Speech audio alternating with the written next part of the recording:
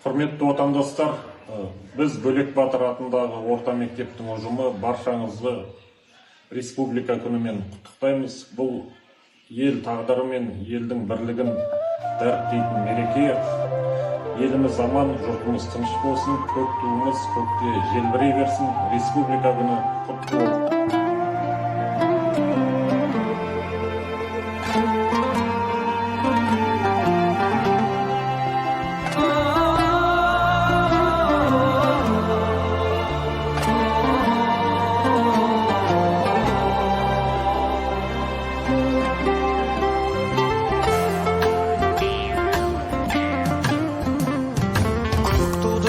Желбірегені қазақтың асқақ беделі, махаббат қайрат екеулеп шымырлатқан денені.